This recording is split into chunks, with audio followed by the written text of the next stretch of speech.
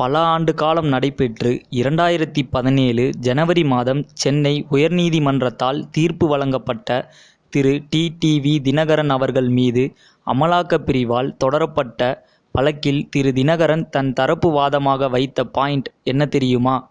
நான் சிங்கப்பூர் குடியுரிமை பெற்றவன். ஆகையால் இந்த சட்டத்தின் மூலம் என் மீது நடவடிக்கை எடுக்க அதிகாரமில்லை என்பதுதான். மக்கள் பிரதிநிதித்துவ சட்டப்படி பதிவு செய்யப்பட்ட கட்சிகளின் உறுப்பினர்களாக இந்தியர்கள்தான் இருக்க முடியும் என கூறுகிறது.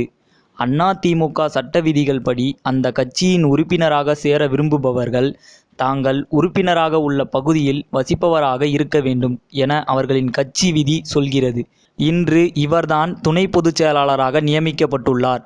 தற்போதாவது இந்திய குடியுரிமை பெற்றிருப்பார் என நம்புவோம். சினிமா மற்றும் அரசியல் செய்திகளை உடனுக்குடன் தெரிந்து கொள்ள subscribe to today cinema. Today cinema நேயர்களுக்கு நன்றி, வணக்கம். Please subscribe to today cinema.